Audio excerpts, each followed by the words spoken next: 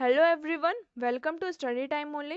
Today is Saturday 23rd May 2020 and the Hindu vocabulary discussion में हम देख लेते हैं आज हमारे कौन कौन से न्यू वर्ड्स हैं जो हमें डिस्कस करने हैं। यहाँ हमारा फर्स्ट वर्ड है वीड आउट। इसका मतलब होता है निकाल देना। मीनिंग क्या है इसका?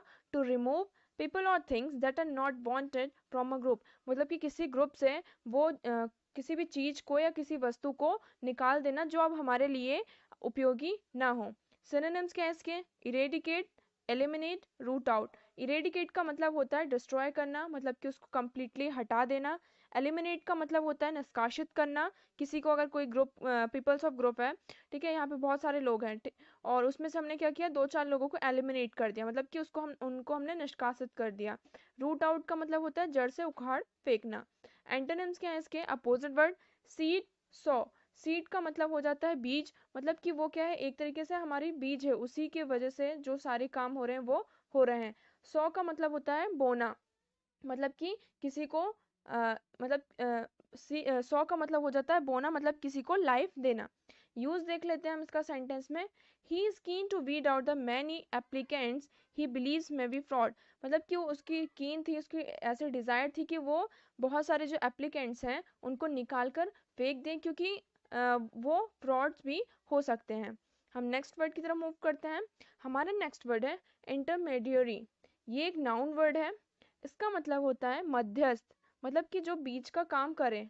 मीनिंग क्या है? A person who act as a link between the people in order to try and bring about an agreement. मतलब कि वो क्या करे, किसी भी एग्रीमेंट के कुछ एग्रीमेंट हो रहा है, कुछ भी वट एवर, तो उनके बीच में एक तरीके से क्या करे, वो इंटरमीडिएटरी का काम करे। सिनोनिम्स देखते हैं हम इसके। Broker, mediator, interim. ब्रोकर का मतलब क्या होता है? एक तरीके से वो पर्सन जो अगर हम कुछ खरीदते हैं या बेचते हैं तो उसमें क्या करता है, हमारी हेल्प करता है। मीडिएटर का मतलब क्या हो जाता है? जो हमारे लिए काम करता है, मीडिएट करता है, बीच का काम करता है। और इंटरिम का मतलब हो जाता है जो सारे काम हमारे देखता हो। एंटोनिम्स क्या है इसके? प्रोटैगनिस्ट और एक्सेसिव। प्रोटैगनिस्ट का मतलब क्या होता है? नायक, लीडिंग मेंबर। वो किसी दो पर्सन के बीच में आके काम नहीं करता है, वो क्या करता है, वो लीडर होता है, उसी के ऑर्डर से सारे काम होते हैं।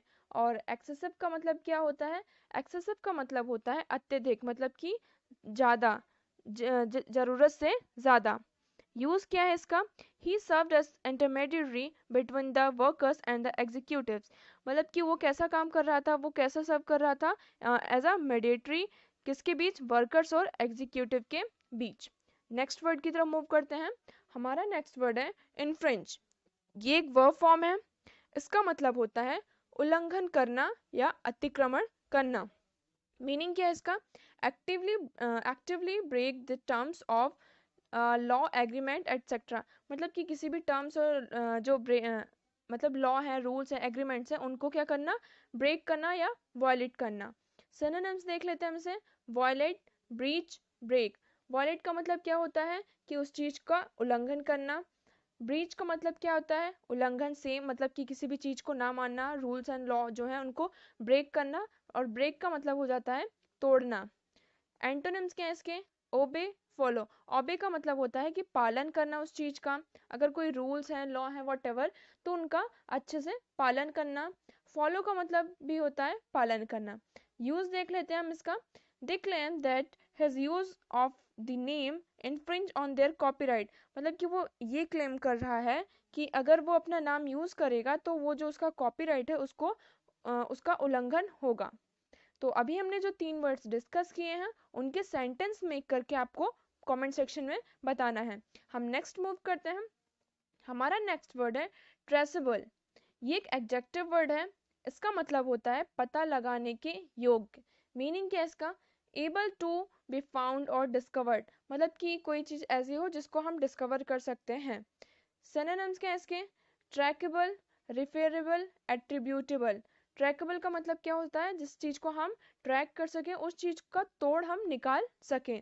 रिफेरेबल का मतलब भी सेम होता है कि ऐसी चीजों को कंसिडर करना जिसको हम कैपेबल हैं उसके बारे में पता लगाने में। एंटोनिम्स देख लेते हैं हम। अनट्रेसेबल, फेंट, इनप्रेडिक्टेबल। अनट्रेसेबल का मतलब क्या हो जाता है कि हम उसे ट्रेस नहीं कर सकते, हम उसका पता नहीं लगा सकते।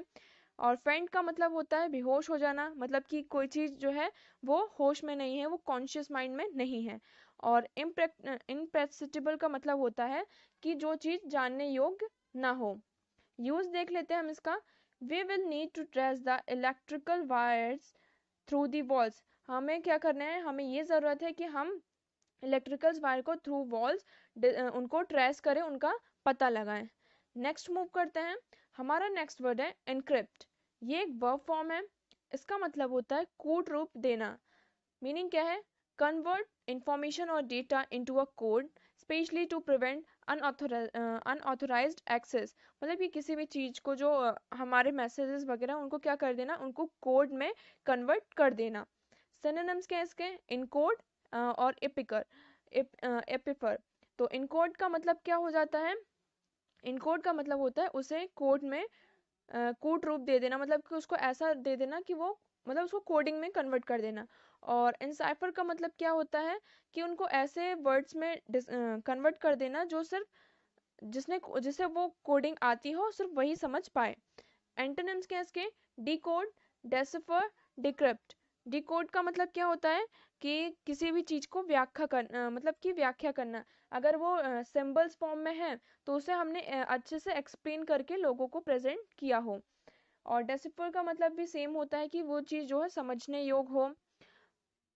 डिक्रिप्ट का मतलब क्या होता है, मेक इंटेलिजिबल। मतलब कि उस चीज को अगर वो कोडेबल में है, कोड रूप में है, तो उस सिंबल्स में है, तो हमने उसे क्या कर दिया, उसे हमने जो हमारी सिंपल लैंग्वेज है हमने उसको उसमें कन्वर्ट कर दिया हो। तो उसका मतलब डिक्रिप्ट का मतलब होता है कि जो चीज़ हम सिंपल लैंग्वेज में हमने उसको कन्वर्ट कर दिया हो और वो सबको समझ में आ रही हो। यूज देख लेते हैं हम इसका। The software will encrypt the message before it is send.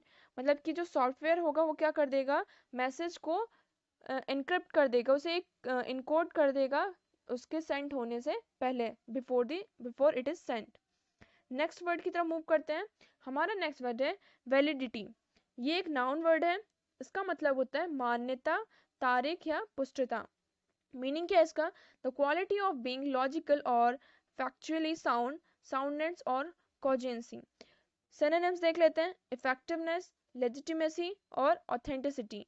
Effectiveness का मतलब क्या होता है, प्रभावशीलता।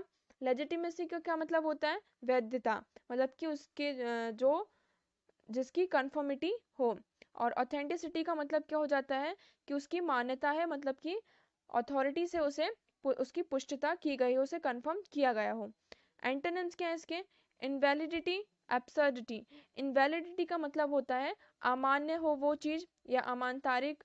एब्सर्डिटी का मतलब होता है मूर्खता, मतलब कि वो चीज अब सही नहीं है, खराब है। यूजर्स देख लेते हैं इसके। Some researchers have question the validity of the test result.